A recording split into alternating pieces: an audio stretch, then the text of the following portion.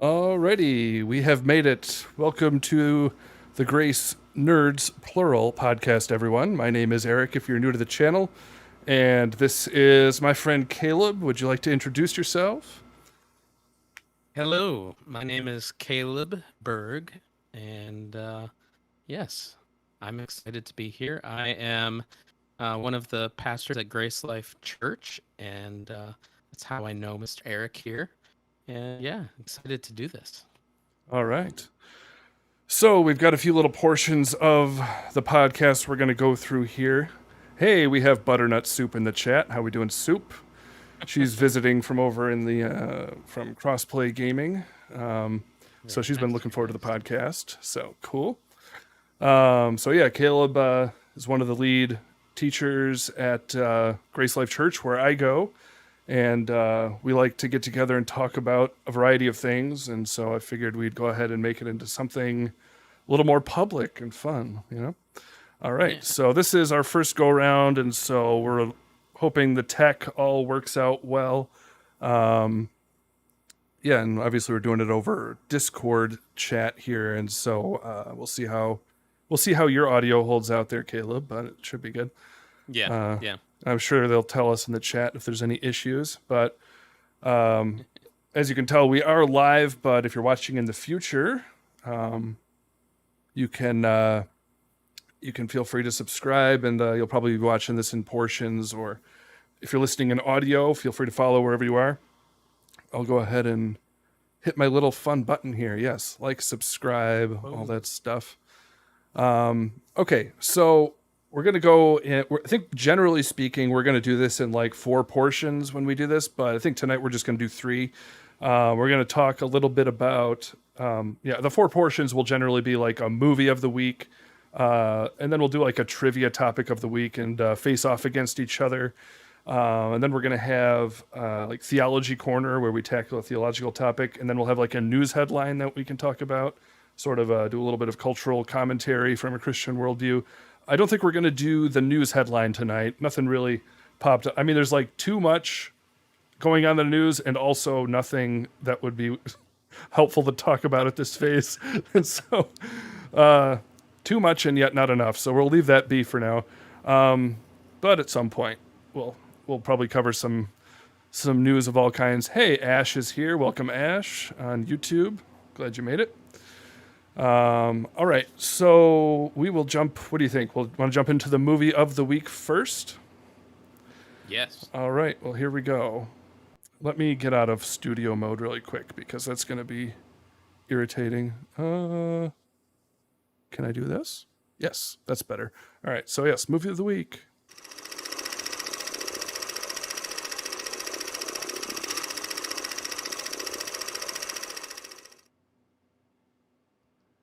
Alrighty, so what are we talking about this week, Caleb? I think we're talking about little, a minuscule trilogy. Really kind of an indie flick. Um, I think it's called The Lord of the Rings. All right. So, as you can tell, if you've ever heard Caleb preach, Lord of the Rings is pretty dear to his heart. Although, Yes. because we're sophisticated folk, we're actually probably going to be talking about the books more than the movies, and so I feel like when we do this portion of the podcast, it might sort of run along the same lines as if I kind of started a series on the Grace Nerd channel called Christian Ish. And the first Hmm. movie I covered was Bruce Almighty.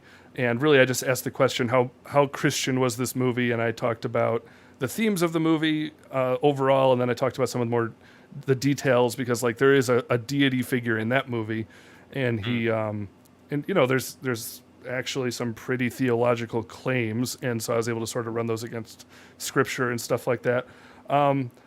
I guess we could kind of do that with Lord of the Rings. It's more of a touchstone in our culture, really. And we know a lot about the author. And so, from your perspective, and from what you've heard from Tolkien, how did he feel about the connection or lack of connection between Christianity uh, and Lord of the Rings? Because I know, like, him and C.S. Lewis had different opinions on, like, allegory and things like that. Yeah. I think the standard answer that I've come across is that he did not feel that it was Christian allegory. Um, and that's kind of been the standard thing that I've seen in quotes and people discussing it. For him, this was a story. This was, a work of creativity and a work of art and all of that wonderful stuff. He did not intend for it to be taken as Christian allegory. Now, as of recent, I wish I would have written this down or saved the link somewhere. I didn't realize at the time that it could have been pertinent. I did stumble across an article that seemed to point to a quote where he kind of, I guess, gave in to the idea that yes, it was Christian allegory, but I can't really confirm that 100% because, it was something I read several weeks back and, I can't quote any source for that. So take that for what it's worth. But I think the overall consensus that I've read from quote from him and from others speaking on that topic, he didn't really personally feel it was Christian allegory. Yeah. So even that being said, I feel like when I talk about fiction, I try to always look at the authorial intent and like the worldview, at least as far as we know it. I feel like it is kind of inevitable, though, that the worldview of whoever creates a thing, it's going to leak in intentionally or intentionally or unintentionally. Yeah. And so, like, I think it's pretty clear that there's like just certain morality themes or like things that clearly, if you are a Christian, they strike you in a certain way, you know. Now, it's really in sort of more of a broad Christian sense, you might say. I mean, obviously, like, we're pretty conservative Protestants, but he was a Roman Catholic. And so, like, but it's broad enough that, like, you wouldn't, it's, none of that would be relevant to the themes of Lord of the Rings. It's like, it's such a, the themes are that broad. But, like, Yeah. I think for me, like, one of the things I noticed, like, that pops out in terms of the story is the nature of the ring itself. Like, if you ask the question to a Christian, what is sin? Is it something inside of us, or is it something outside of us? We talk about the world, the flesh, and the devil, things like that. But the ring, it seems to touch all of those elements, you know. Yeah. Does that make sense? It does because, I mean, from my take on it, the ring kind of pulls and accelerates and exaggerates what's inside. In the movie account, and I believe in the book as well, Gandalf the Wise, the wizard, he rejects the ring because, of course, he would desire to do great things with it, but through him it would wield evil that no one could, handle. Of course, I'm brutally paraphrasing that, but he rejects it because he knows that the ring We know what we pull call out it. what is within. We know what you call it when you misquote Lord of the Rings, right? Heresy? No. Blasphemy! You had that ready to go. There you go. Anyways, continue. Yeah, so I think in that way it does touch on a lot of the reality of sin. You said the world, the flesh, and the devil. There are outside forces, but of course there are the internal forces of sin. We talk often at Grace Life and just our theological conversations between you and I about the sin nature we are bent towards sin. We're born in original sin, and we are bent towards sin. It's one way to understand the sinful nature. Another way to talk about it, we talked even recently about total depravity and how that means that humanity is corrupted. Not that we are as utterly evil as we can be, but there's no part of our lives that has not been corrupted by sin, so much so that even the good we desire to do is often with wrong motivations. And I think that may be what the character Gandalf is kind of alluding to when he talks about desiring to do good with it, and yet through him, it would wield terrible evil. And so, because humanity is corrupt, every facet of our being has been corrupted. Again, not that we are utterly evil or as evil as we can be, um, but we've all been corrupted by it. Even our motivations are wrong. So I think there's definitely some good parallels there. Mm-hmm. Any all right, so do any other themes do you think jump out to you as you read the book? Like, well, what I know, like, what themes do you tackle? Are there any themes you think you tackle when you're about to give a sermon that, oh boy, I know Lord of the Rings is gonna probably come up here? It feels like I think when we did a series on the first 25 Psalms. I feel like it came up at least 8 times, and I think several times even in First John, a series we just concluded. And yeah, so I think for me, like when I'm thinking through the themes of Lord of the Rings, or when I'm, preparing a message, and um, my brain immediately like goes to Lord of the Rings, um, I often think of, you know, in the story of the Lord of the Rings, there's obviously a very clear villain, a very clear evil, and there is this hero, and there really are multiple heroes. I mean, I think you could really show different themes through all characters like Gandalf. You could show it through Aragorn. You could show it through Frodo. One of my favorite is actually Samwise. I think, and I think Tolkien actually addressed this. Sam is really the hero of the story. And so there's a lot with Samwise, I think, that comes out in themes of hope in the midst of darkness. That really kind of comes through in the book of First John. In fact, in First John, it says that the light is already pushing back the darkness, which to me echoes, or I should say the opposite. Something Sam says echoes that, especially in the movie. This is more of a movie reference here, but he talks at the end of the Two Towers how just when it seemed it couldn't get any darker, that there was something worth fighting for. There was a hope that he had. And so that's, I think, a very thematic thing that you can use as an illustration.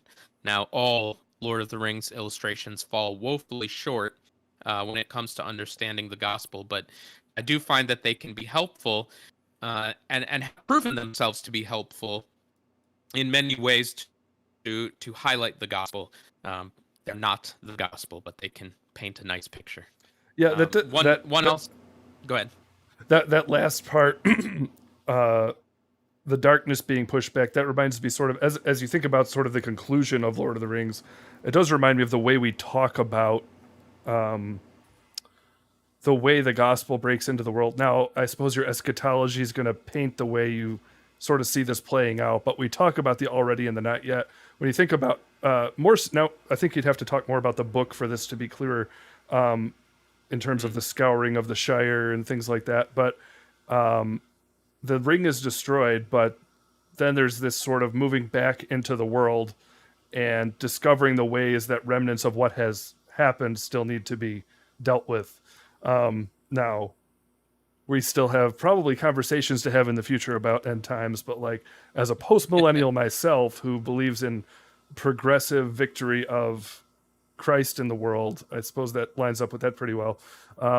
Although there's some who think that, I think as Doug Wilson makes fun of them, he talks about pre-mills. Like, do you think it's going to be like leaven in a loaf, or do you think it's going to be like the first airborne coming in to rescue us all in the darkest hour? But that's a whole nother discussion. Alrighty. So, anything else before we move into trivia time? Yeah, I mean, I think just in general, one of the reasons that I'm always drawn towards references from Tolkien, specifically Lord of the Rings, but I actually dove a little bit into the Silmarillion for a reference this past Sunday. I tried. I even tried with an audiobook, but it's tough. I mean, it's a tough read, and what I've I think where I've landed with it is you have to be extremely motivated. And when I was in high school and discovered Lord of the Rings for the first time, I was extremely motivated, and I got through that book very quickly. And I haven't read it. I haven't read the Silmarillion again. I recently just picked up another copy of it and started to read through it, and I was like, oh boy, Yeah. am I really ready for this? Um, but I think for me, what I really am constantly drawn to with references to Tolkien um, and just the movies, the books, whichever kind of seems to fit the theme for the day, um, is really this this attention towards um, hope.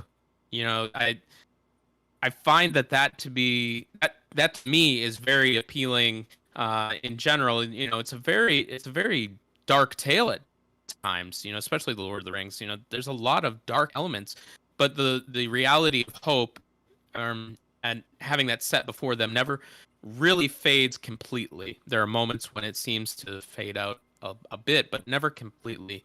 And I think that there's a lot of parallels there to Christianity. Um, just in general, but that's one of the reasons I constantly come back to it. And I know, the what I said about Sam, I was talking about hope, and that is, I guess, what really draws me towards it. I can think of, multiple times where that's kind of really fit the theme of what I've used as an illustration. Um, one of my favorite, I actually used a video clip of it, was to talk about the moment when Frodo and Sam are gonna rush the Black Gate.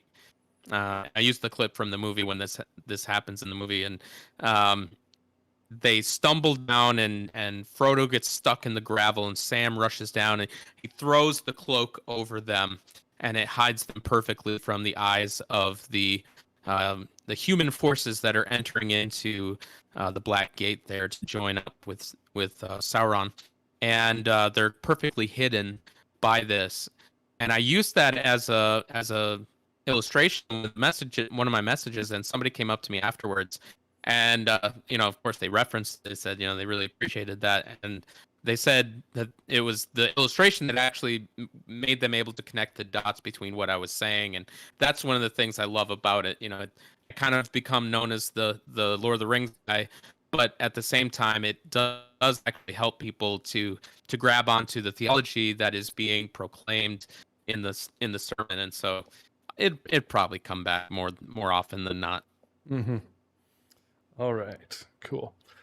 So for the next section, we are going to be doing something. Well, let's go ahead and do the little transition here, and then we'll talk about what we're doing specifically. So, are you ready? All right.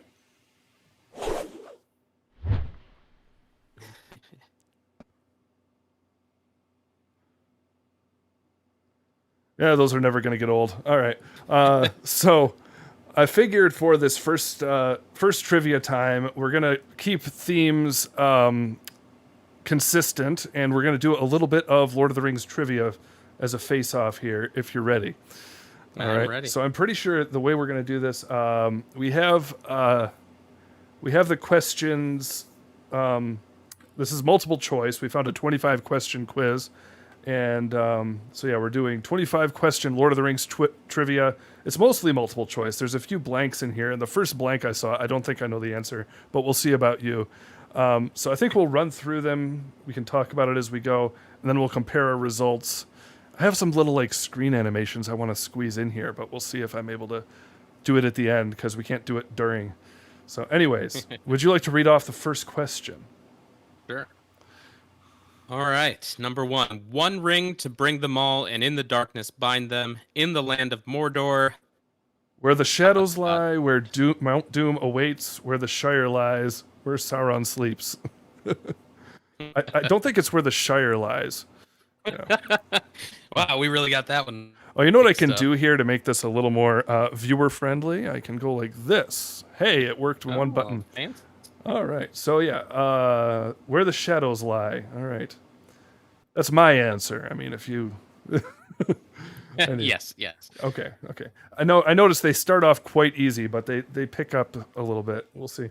It's like Who Wants to Be a Millionaire? They're gonna Right. get tough. Right. That was the $100 question. What is Gandalf known as to the elves? I think I know this. Is that your Glorfindel. number?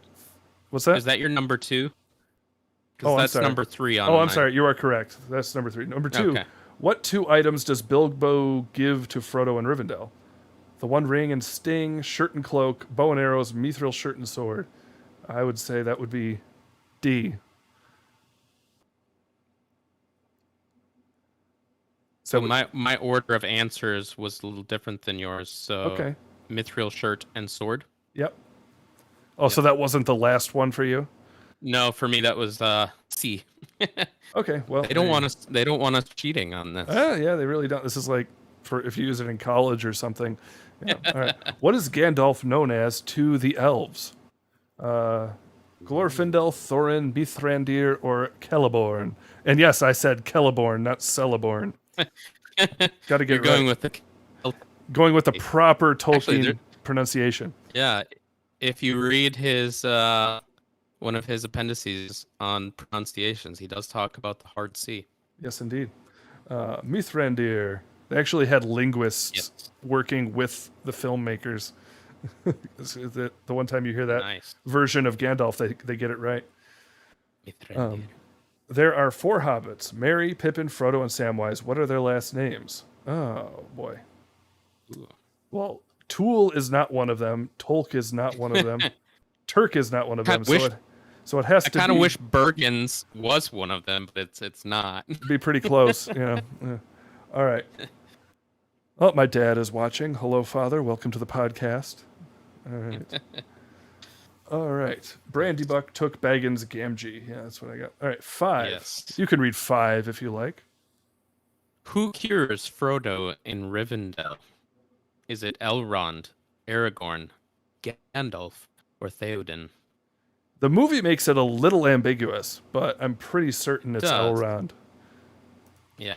Yeah. It's definitely not Theoden because they haven't met him yet. Yeah, you could think it's Gandalf, I guess, but I think that's where the ambiguity of the movie kind of like, who is it that actually does it? But I think the books are pretty clear. It's Elrond. yeah.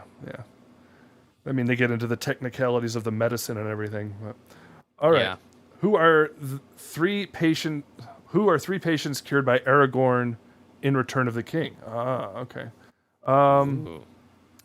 Faramir was one. Actually, I think that might be.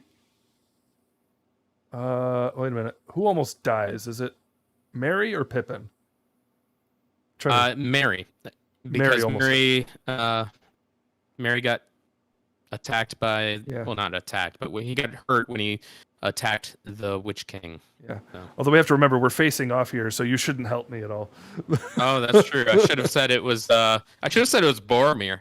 Oh, yeah, that would make. Yeah, that's a good answer there. No, I'm not Samwise, that. Boromir, Fortunately, I'm Eowyn. not that stupid, but you never know. He brought That's what the Return of the King actually stands for. Is the Return of Boromir. Right. You didn't know that? Yeah. Right. I thought you knew the story. All right. Who later tells Frodo that he learned of Boromir's death by finding his body floating in the river in a boat? I know this one. I do as well. All right. And it's either very clearly Elrond. No. Oh, okay. Yeah. It's Faramir, Elrond, Gandalf, or Sam for those playing along. All right. What alias does Éowyn use to travel with the riders of Rohan and fight in the Battle of the Pelennor Fields? Actually, I'm pretty sure I know this. Arwen, Glamdring, Hamfast, Durnhelm. All right. I'll put in what I think it is. Now, these are my answers you're seeing on the screen.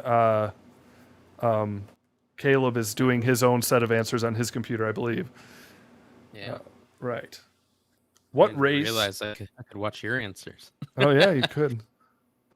What race is Smeagol? Hobbit, Stour, Orc, Golem, Elf. He's a Golem. You didn't know that? That's hilarious. Oh, Soup Mrs. Boromir. Rip Sean Bean. Yes, yes, indeed. Sean Bean, the one who dies in every movie he's in. Poor guy. All right, now this one, I don't know about this. Who is attacked by black riders in the town of Bree while out for some fresh air? The movies don't tell you this, right? This is correct. This is not in the movies. Right. Right. I don't remember. I remember there was the character, but I don't remember the character's name. So this one is a bit more obscure. Yeah. And if I remember correctly, it is actually one of the Fellowship. It's actually one of the Fellowship? Yeah. Because one of the hobbits goes out for a walk. Uh-huh. A little bit of fresh air. I could be totally wrong. Oh, no, I'm sorry. Who was attacked by black riders in the town of... Oh, while out for some fresh air. Oh, Yeah. I was picturing it was the guy at the gate, so I might know this. Right. Okay. Which they reference him in the book, and in the movie you actually see him get pummeled. But All right. Well, I'm going to say somebody. Okay. At least I have a name I can pick, you know. I put an answer in as well. So Okay. I think it's either that one or one other one I could think of. But all right. Who is the only one of the Fellowship who refuses to go into Lothlorien? Huh. Who refuses? Well, I don't remember that. oh, that's a good question. Well, In the movie, they all go in, right? they all go in. But they initially refuse. Oh, I someone have a gut initially... feeling. I think someone initially refuses, and I think I know who that is. Yeah, my gut feeling, I'm hoping is accurate here. Yeah. Okay. Yeah, it's Gimli, Aragorn, Frodo, or Boromir. All right. Who are the last two members of the Fellowship who sail across the sea to the Undying Lands? Mm. Ah. Okay. Members of the Fellowship, that's right. Okay.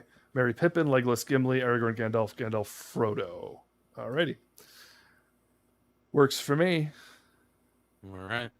What's number 13? Which member of the 13 dwarves in The Hobbit does Frodo meet in Rivendell? Oh. Okay, so this is the way it was worded. It is in Lord of the Rings, and it is at the council. Okay, I think I know who it is. Give you that much. I think I know. Thorin, Bofur, Balin, Gloin. Balin. Is that your answer? Don't tell me. It's definitely not Thorin. Okay. He's dead. Oh, that's right. All right. Who makes Gandalf, Aragorn, Gimli, and Legolas lay down their weapons before they can enter the Great Hall and speak with Theoden? I have no idea what this dude's name is. Do you? It's not multiple choice. I can't believe it. No. My initial thought, and I think it's actually wrong, was, what's his name? Wormtongue. Oh. But I don't think it's him. I don't think he's the one that actually makes them. It's one of the captains of the guard. Okay. It's in the movies that's what happens. Yeah. That somebody speaks on behalf of Wormtongue. Could it be it was Wormtongue in the book? It could be. So because I have no idea what the other name would be, I'm just going to say Wormtongue. Yeah, that works. I think that's what I'm going to do too. All right. What is written on the doors into Moria? One ring to rule them all. Talk amongst yourselves. That's it. Here lies Balin, Lord of Moria. Speak, friend, and enter. Dragonfist is here. Welcome, Dragonfist. I think what was written on the door was, "Please go away." Yes. I don't think the dwarves really wanted anybody. Open sesame. No. Okay. Who does Gandalf borrow Shadowfax from? To put it gently. Denethor, Aragorn, Eomer, Theoden. I think I know who it is. I think I do as well. All right. Okay. Your turn. Who is the hobbit that Frodo used to steal mushrooms from when he was just a schoolboy? Oh Oh, boy. I think Two words, non multiple choice. right. Um, the farmer. What's that farmer's name? Uh, I remember. I remember. Farmer Well, farmer guy. I yeah. No, I know what the last name is. I think that'll suffice. Yeah. I know what they call I him in the prob- movie.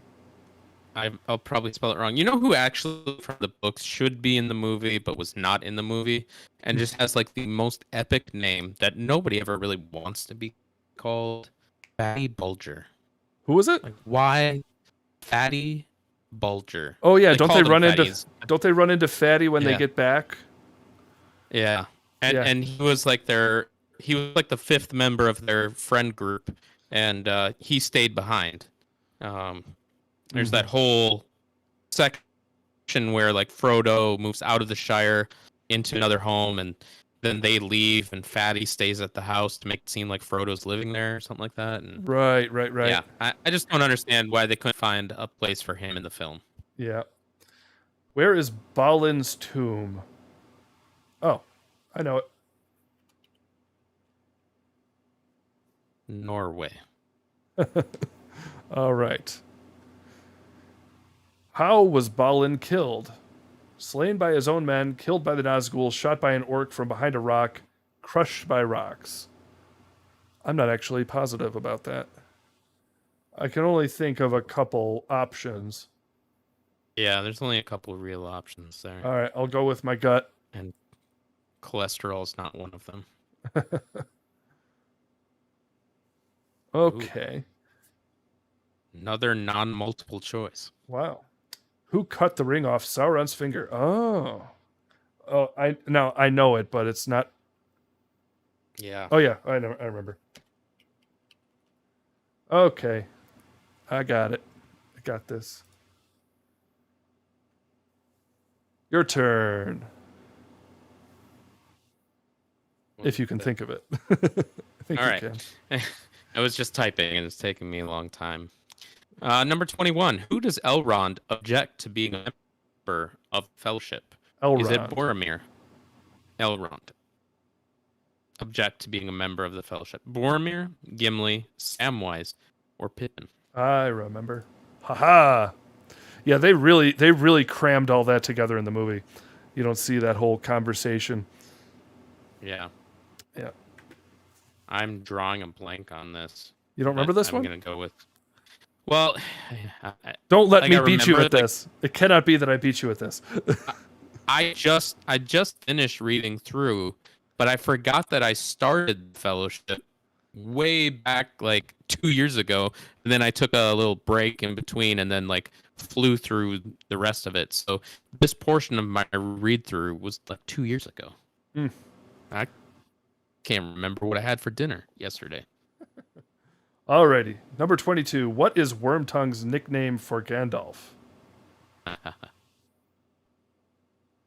Right. The Grey Fool, Tempest, Mithrandir, Stormcrow. That is in the movie as well. That's right.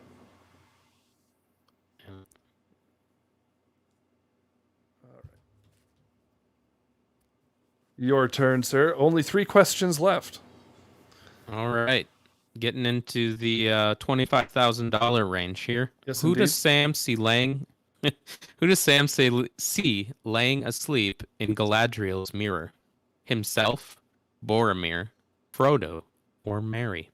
I think I have a gut response, which is probably correct, but I can't say 100%. So I'll put in the gut. Yeah, this one I'm not sure of either. Trusting the gut. We'll see if it's right. Oh no, I might have to put in like my email here. Well, we'll see. All of this work. Well, I'll do it if I have to, but all right. At the end of the Two Towers, who quote unquote kills Frodo? Oh yeah. Now, yeah, to know this, you have to know the real differences between the movies and the books. Uh, The chronology is very different, it is. and what's included in where Two Towers cuts off is different. Yep. Yeah. Okay. Now I'm just trying to remember how to spell the name. Yeah. Yeah, I just made up a guess at the spelling of it. Okay, me too. I like how they specifically put there one word book, not movie. Hmm. That's right. Yeah. Who in the Return of the King stands at the cracks of Mount Doom and refuses to throw the ring to its fiery demise, giving in fully to its power? Haha! Gan- Gandalf, obviously. Of course, of course. No, it's Captain Kirk. All right. So, Somehow the Emperor has returned. so can I submit my answers without filling this out? Yes. It says optional there. Good. It was optional. All right. So let's see. So answer one. Actually, let's just run through them here. We can use our little animation. All right. Answer to number one. One ring to bring them all, and in the darkness bind them in the land of Mordor, where the shadows lie, is correct. Does this work? Oh, actually, we're gonna have to do this for this to work because I didn't do this right. Let me do this. Let me try that again. Haha! Okay. Hey. Kirk absolutely would do that. All right. What two items does Bilbo give to Frodo in Rivendell? All right, we got that correct. Of course. Yep. All right. What is Gandalf known as to the elves? After Gandalf dies, yeah, we got that right. Mithrandir. All right. There are 4 hobbits, and we got their names right. Uh-huh. Yes. All right. Who cures Frodo? We got that. Yep. Elrond. Who are 3 patients cured by Aragorn? We got that right. Good. Yep. Who later tells Frodo that he learned of Boromir's death? Faramir. We got that. Yes. What alias does Eowyn use to travel with the riders? Durnhelm. We got that. Yep. Same here. All right. What race is Smeagol? Hobbit. Stoor. That's correct. Alrighty. Sound is slightly out of sync. I can't quite hit those buttons simultaneously, but what are you going to do? All right. Oh boy. Who is attacked by black riders in the town of Bree while out for some fresh air? What did you say? I said Mary, and I got it correct. Okay. I did not. I said Sam. Okay. So you are you're one ahead. All right. One head. I think that's Then all they it's going lose to take that. in this case. Ooh, wait, really? Number Yeah, 11. Who is the 'cause only when one of the Fellowship who refused to go into Lothlorien? I thought it was initially Gimli. That's what I put. You put Gimli too? Gimli. We both got that wrong? Yep. All right, you're still only one ahead then. All right. Okay. Who are the last 2 members of the Fellowship who sail across the sea? Wait, what? Oh. Legolas and Gimli. Did you get that?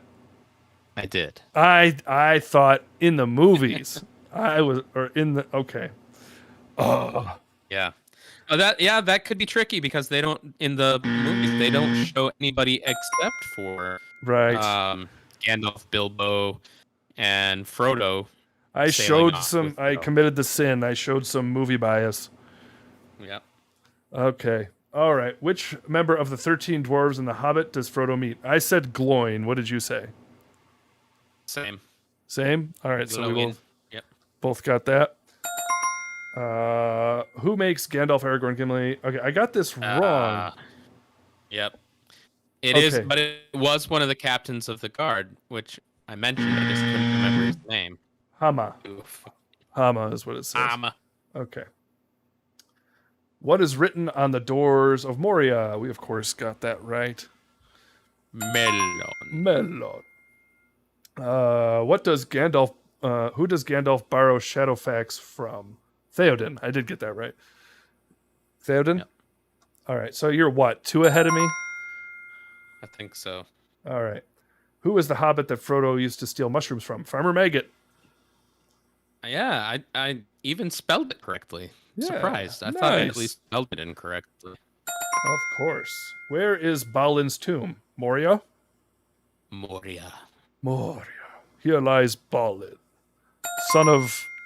Is it Thundin or Fundin? I don't know. Oh, yeah. It's a nice name, whatever it is. Yes. I did get his death correct. Shot by an orc. Same here. Same. Okay. Shot by an orc. Shot in the knee. Skyrim reference. Okay. Who cut the finger off Sauron's finger? Who cut the ring off Sauron's finger?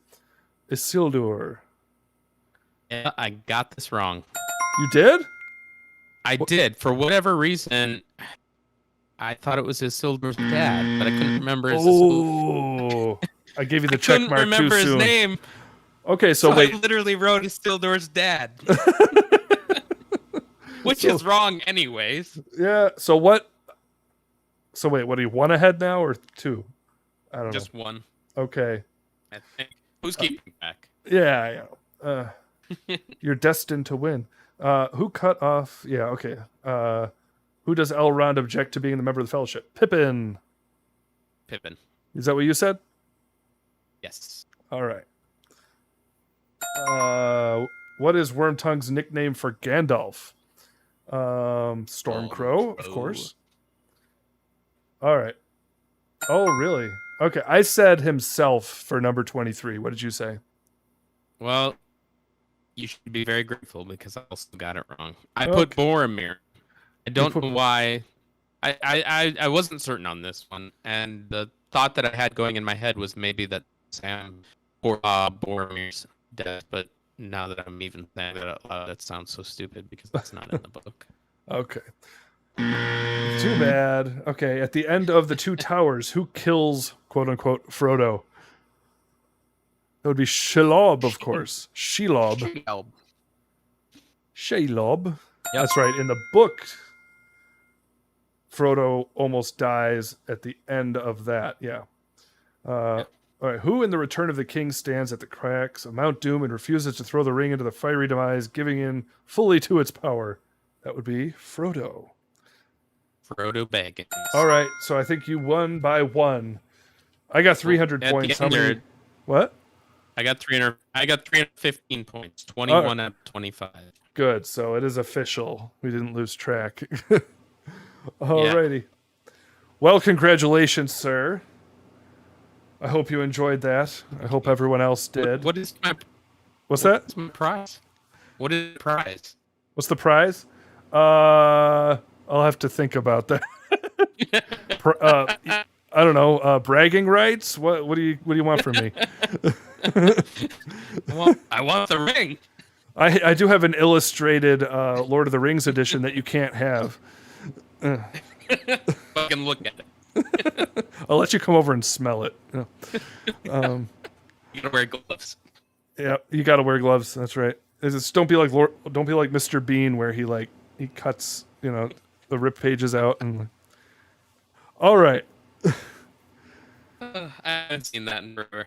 That's funny. Bean. All right, so grand finale here. We have a little bit of a reacting to do. Let me go ahead and do the little intro, and then we'll explain what exactly we're going to be doing. So here we go.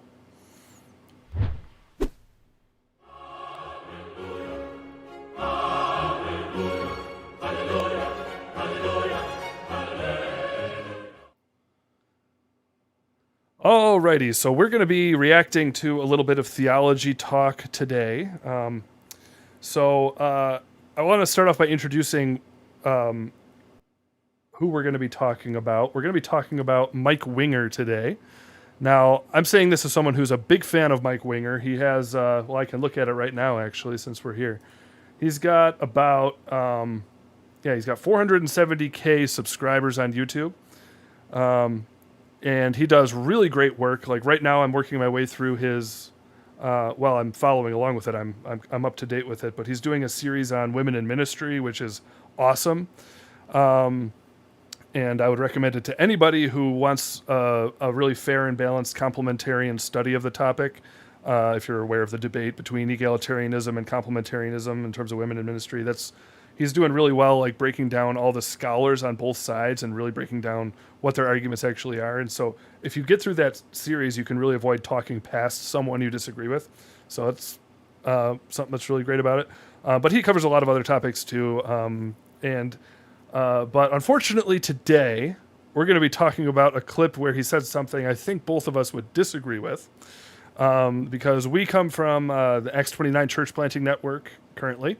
If you had to classify us, we're sort of something like a Reformed Baptist style denomination. It's a network. It's not a denomination, but one of the parts of the network are the distinctives. The distinctives are Reformed, Calvinistic, so it's but then it's like Baptist in its view of baptism, and it's and we are also a little bit charismatic as well, at least on paper. We try, but anyways, in one of the things Mike Winger does is he does 20 questions live streams and takes questions from the chat. And he took a question from a viewer on Reformed theology where they where they ask him what he thinks about a passage that relates to God choosing us for salvation, which of course for the Calvinists relates to the doctrine of election, predestination.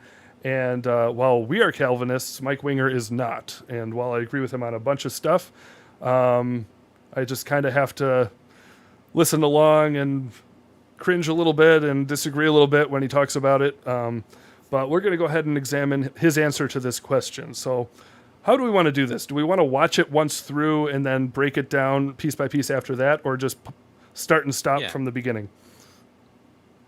It through and we can break it down. All right, so let's do this. All right, so here it comes. The sound should be working, so let's go. How do you interpret 2 Thessalonians 2:13 in light of the debate? I think I could turn it up. Yes, I can. Let me try that again.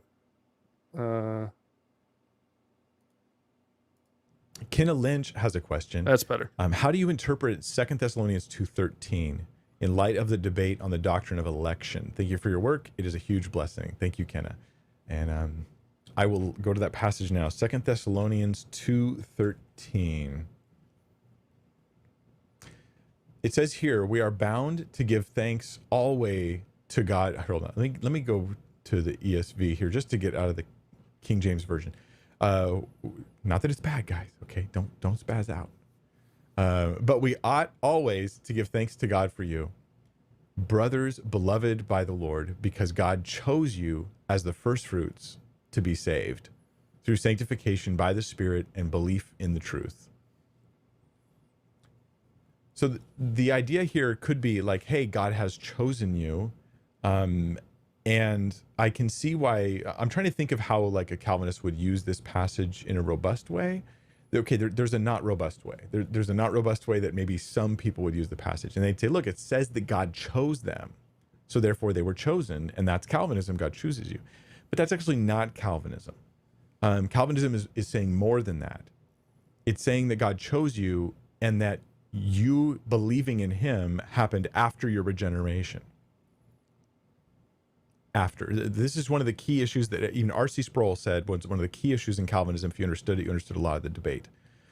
In Calvinism, there's a belief that you believe in God as a result of God regenerating you. This is like that moment where you become a new creation in Christ, right? You're filled with the Spirit, right? You're indwelt by the Spirit, and you're a new person, you're forgiven, and you're given a new heart. Now you can't help but believe in God. so that faith comes after regeneration or as a result of regeneration. Some will say it comes at the same time, but the point is that it comes as a result of regeneration, not you have faith and then you're regenerated. So let's read this verse again and ask if it says that. And the answer is going to be no.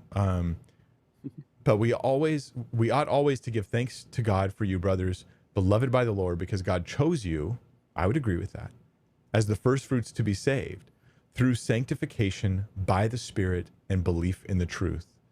I actually would say this verse may lean against Calvinism because of that last part. How did they get saved?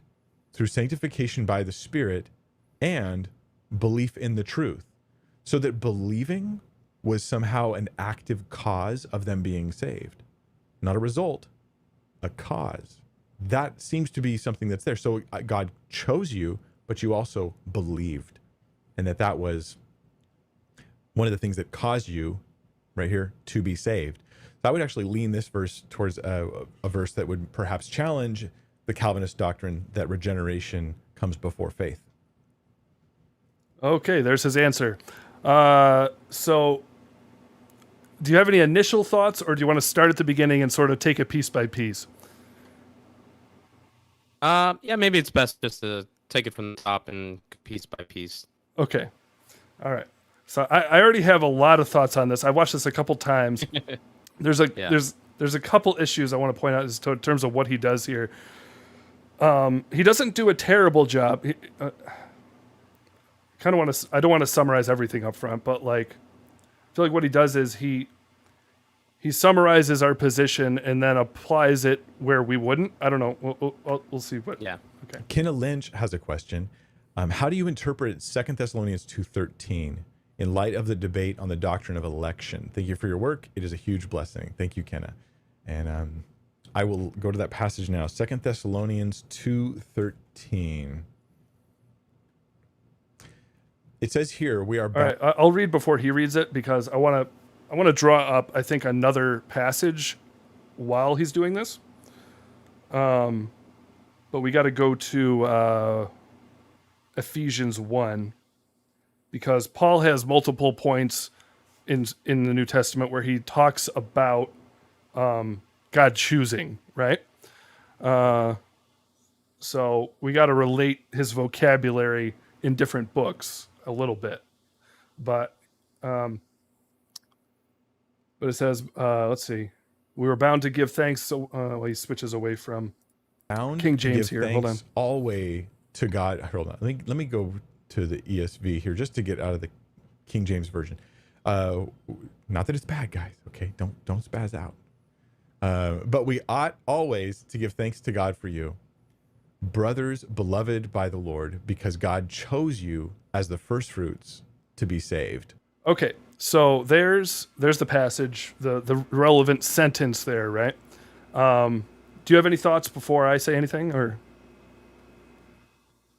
No, I think Ephesians is kind of what I was thinking initially as well. So okay, so he says he right chose you. Notice the grammar is really straightforward, which is what order does this happen in, or which thing causes the other, which one is, how are these things related to each other? He says God chose you as the first fruits to be saved, right? In other words, the choice led to the salvation, right? I think this is going to come out as he talks. He's correct pretty much for the most part about how he describes what Reformed theology is surrounding regeneration, about the new birth. The thing is, I think he doesn't realize that we would agree with him when he says the doctrine of regeneration is not even discussed in this verse, right? Yeah. Right. So what he says is like, here's what Calvinists think about the new birth. Here's what this passage says. It doesn't say this about the new birth, and therefore it's not related to Calvinism. But in Reformed theology, there's an order to these things. So like, we went to Ephesians, but we could also talk about Romans 8. Talks about us being foreknown by God, right? Which, if you look in context, for God knowing someone, in the Old Testament sense is almost interchangeable with election or choosing. So it's Yeah. those whom he foreknew. When you see that in the Old Testament with Abraham, it says he knew him in order that X, Y, and Z would happen with him. But in some translations, it just goes ahead and says God chose him for this. So to know and to choose in this Hebrew thinking is very similar. So in Romans 8, it says, those whom he foreknew, he also predestined to be conformed to the image of his son, that he would be the firstborn among many brethren. Those whom he predestined, he also called. And that's what we experience in the midst of our life. And those whom he called, he justified. All of these things you could say relate to salvation, right? Yeah. And so when he calls us in the Reformed understanding, when he calls us, that works in us spiritually, and it causes us to have faith. And God's able to do that in a way where it is what we want, but it is also something he's able to infallibly do. And so, like he's about to point out, he's correct when he says, we would say these things happen at the same time. Our faith does not chronologically follow the new birth, but it logically follows it. It's caused by the new birth. And so faith is the result of God's work. It's not something we do that causes God's work, right? But that's one piece in this whole line of things that happens as a result of the call of God. And all of those things are salvation.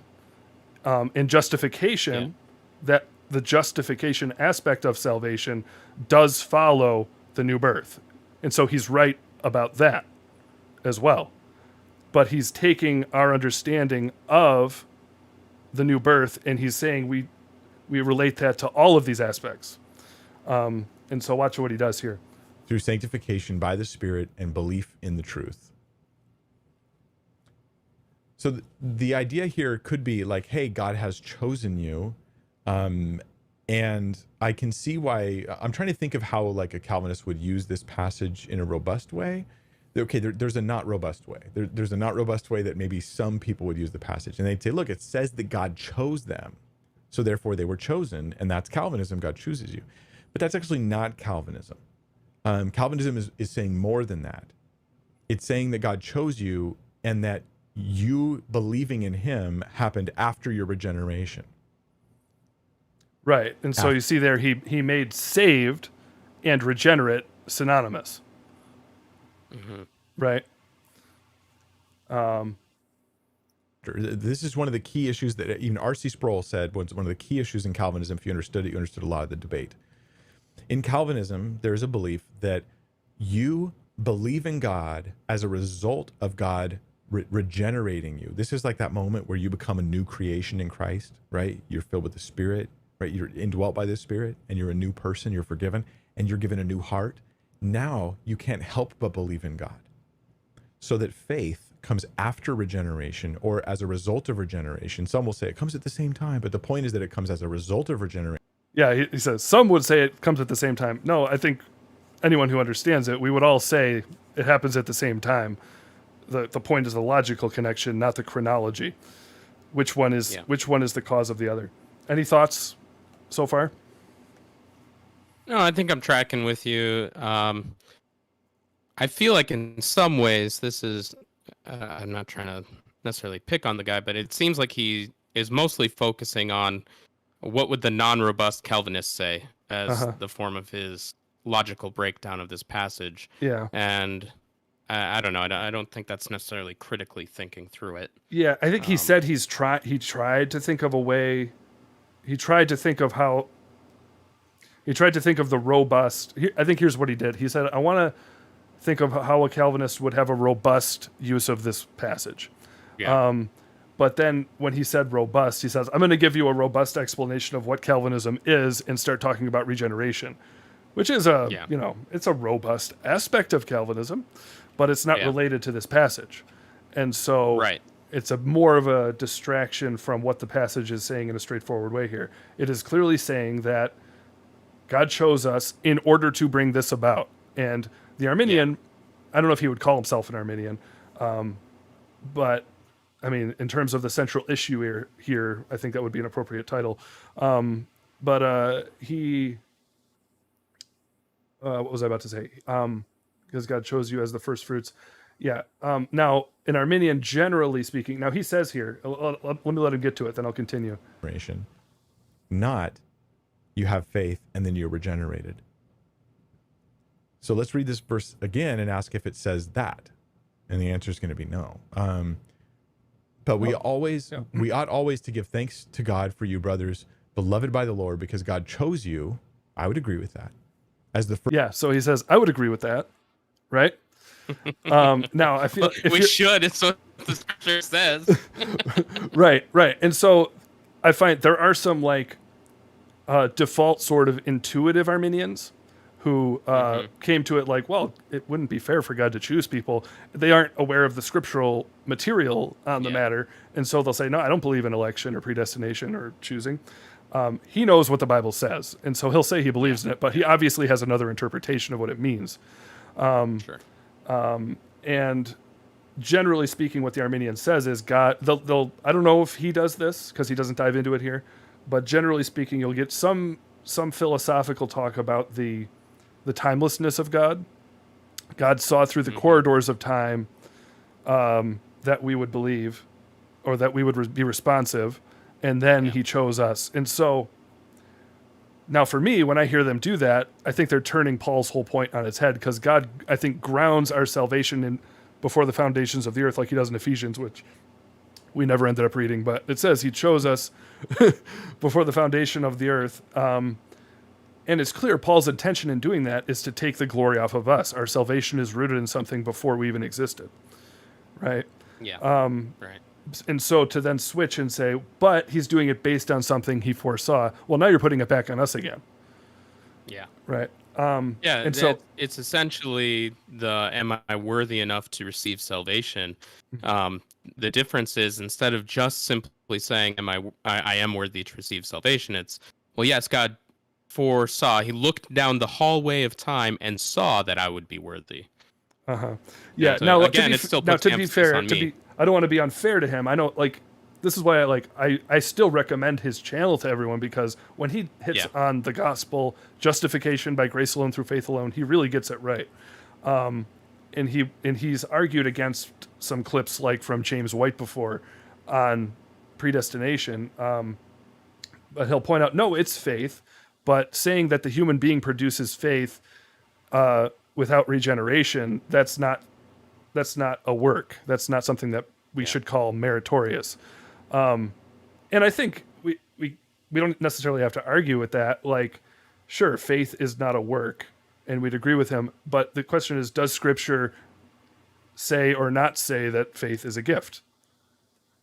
That faith is something the Spirit gives. It clearly does. Not in this passage as clearly, but we could go to a lot of passages. I mean, like Paul says it as like a throwaway line at the end of Ephesians, where he's just like, love with faith from God the Father and Lord Jesus Christ. Or he talks about it in regards to the Christian life with gifts, like as God has apportioned to each a measure of faith.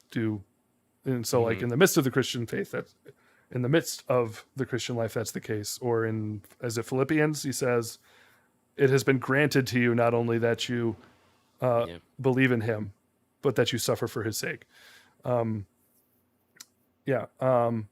so, he says, I believe that, but I think he's probably got something a little more of a workaround in mind when he says that. First fruits to be saved through sanctification by the Spirit and belief in the truth. I actually would say this verse may lean against Calvinism because of that last part. How did they get saved? Through sanctification by the Spirit and belief in the truth. So that believing was somehow an active cause of them being saved. Right. And now he's assuming the Calvinist reads that and hears saved as synonymous with regeneration. Right? Now we would agree that in the sense of justification, in the sense of sanctification, and in the sense of final judgment and all these things, we're saved in all those contexts as a result of our faith. Like, he's right, it follows faith, but regeneration doesn't follow faith. Right? These aspects of salvation are separate. But he's assuming the Calvinist sees them all as one thing when they hear the word saved. it seems. Yeah. Yeah. Not a result, a cause. That seems to be something that's there. So God chose you, but you also believed, and that was one of the things that caused you, right here, to be saved. So I would actually lean this verse towards a verse that would perhaps challenge the Calvinist doctrine that regeneration comes before faith. All right. Well, there you go. Any other thoughts on Mike Winger's take here? No, I mean, I think, like you said, the main issue that I take with it is he definitely seems to be reading into the argument that he assumes that all Calvinists would say, saved synonymous with regeneration, and so it does make it a bit of an odd argument. It's arguing against something that's not in the text, and again, it's kind of like arguing against what he supposes the Calvinist would argue for. Yeah, and I generally find that to be the case when it comes to, I mean, you'll see lesser or greater times that this happens, depending who you're talking to, but it generally does tend to come down to there's something, there has to be some kind of reframing of what the Calvinist is saying in order to argue against it more effectively. Yeah. Yeah.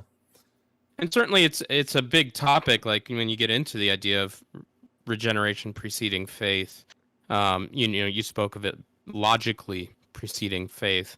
And there are scriptures, I do believe, that point to this. We referenced Ephesians, but if you get to the second chapter of Ephesians, it talks about God being rich in mercy because of his great love with which he loved us, even when we were dead in trespasses. Mm-hmm. So, I mean, that being dead in trespasses is unregenerate. Yeah. Made us alive together with Christ. Yes. So,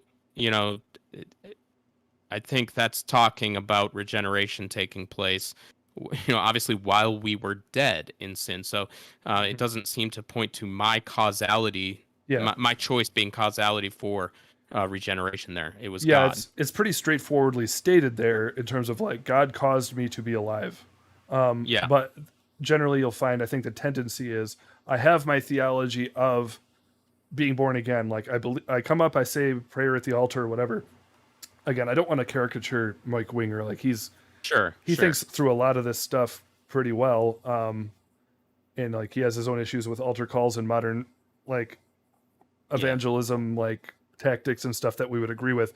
But like in modern evangelism culture and things like that, you'll find that whole idea of come forward, say this thing. This will be the cause of the new birth.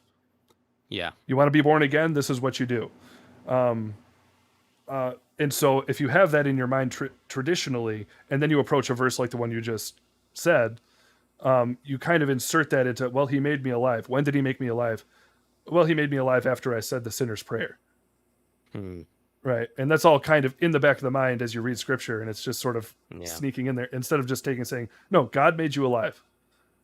Yeah. And then let's work out where the sinner's prayer fits in relation to that after scripture. But I think we have to talk, if we're going to talk about regeneration, where Calvinists get this idea, we have to talk about 1 John. Which passage was it? Those, let's see, have been born of God. I think is it first chapter, second chapter, where he talks about believe, born. Let me see. Is it 1 John 5? It might be 1 John 5. I should really know this, shouldn't I? 1 John 5? Let me see. Yeah, there it is. 1 John 5:1, first verse.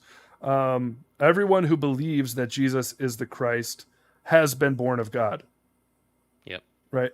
Now, not every translation reflects, I guess, the Greek grammar there to the same extent, but this one in ESV, which Mike Winger used himself, actually, so he might. Yeah. If I doubt he's ever going to watch this, but if he did, ESV has the grammar right here. Everyone who believes that Jesus is the Christ, that's in the present, has been born of God. That's before. In other words, I can think of some ways you could see that grammar as ambiguous. But if you look at the whole point of the book, it has this same grammatical structure, but with other things besides just faith. It talks about loving the brethren and things like that. It talks about overcoming the world. People who do all these things have been born of God. And we would never say those things cause us to be born of God. Yeah. Right. And so, First John, I think, is a good place to go to for the, if you want to know where in the world Calvinists are getting this idea of regeneration preceding faith. Yeah. Well, and in many of these instances, context matters significantly, and I think just talking about 1 John 5:1, the grammar there is important, and understanding the context. John is writing to a church of believers who have experienced traumatic splitting of the church, and he's writing to show some things that give evidence of salvation. So that is a theme that reoccurs throughout that letter. Mm-hmm. And he's not writing to say, if you do this, you will be born again, like you just spoke of. He's writing to believers to say, these are evidences of your belief. Or of your new birth. Yeah, I'm sorry. Yeah. Get it right. Oh, now I done messed us up. You know what that means? Blasphemy. Or did it twice in one day. What's wrong with you people? All right. So, any closing thoughts? I think we've covered the topics pretty satisfactorily today. And maybe next time we'll have some news to talk about, or some kind of a headline or whatever. But any final thoughts on the Lord of the Rings or Calvinism or both? I'm sure Tolkien would not approve of our Reformed theology, but no, he probably wouldn't, and that's okay. I can still appreciate what he's done. And on that note, I'm not as familiar with Mike Winger's work, and so I don't want to come across as critical. Yeah, no, and again, I would recommend him if you want resources for instance, like our church is complementarian in its views of family and ministry. I would recommend his work to anyone that he's doing right now. He's doing more work than anyone I've ever seen as a pastor to study the topic. And, that's one topic. But when it comes to watching I would just recommend watch the rest of that 20 questions, thing that came out of. It's great stuff in there, But once you come around to Reformed theology, it just goes, oh, darn it. I wish you were as rigorous about this as, everything else. But anyways, yeah. All right. Yeah, so that's all I got today. All right. Yes. Well, good luck, sir. I had a good time. I hope you did. Yeah. Yeah. I feel like I hogged the microphone for that last portion, but that's quite all right. I was turning that clip in my head for an hour before the podcast, but it's like, wait a second. All right. Okay, sir. So we should be back. We were thinking we're doing it Saturday this week. Soup says, just like to say, love and appreciate the podcast so far. I don't know if I should read the second part. Number 2, orcs are incredibly schmexy. I don't know what that means. I guess that depends on your view, I guess. Yeah. I don't know. Well, I will say Soup is in a lot of my my gaming podcast, my gaming streams. And whenever I play a Doom game and I'm fighting the demons and stuff, she always finds the enemies in the game, whoever they are, really attractive. So it's kind of. On that note, I think you should maybe consider doing your live stream of the video play, the game play, as a podcast, and just see if anybody can follow it via audio only. That'd be weird. All right. Well, that's a thought for next time. All right. Or I could be playing while we're doing this and see if see what happens. Yeah. Well, that is a popular thing that political podcasters do. There's guys. The only ones I can think of right now are super left wing, but they'll play video games while talking about politics, and that kind of blew up as a model. But Interesting. I don't think You do that while I listen to a separate podcast, Mm-hmm. and we'll just see what happens, what comes out. Yeah. All right. Well, yeah, they do it on like Twitch. Yeah. Okay. So it's been fun. We should be back. So what we did this week was Saturday, but we're probably going to start doing it Fridays. Although we'll talk about this later, but I was also considering maybe we could talk about whether I swap this out for one of my game streams, one of those 3 days, but we'll see about that. But for the time being, we were thinking we'd start going Fridays after this week, right? Yep. All right. So we will announce any changes in that regard, but that's the plan for now. So thank you, sir. Thank you, everyone who showed up tonight. You. What's that? Yeah. I said thank you. Yeah. All right. And again, let me put up the like, subscribe, all that stuff. Ring that bell, hit the thumb. Okay. And we'll see you all around next time. Thanks for watching.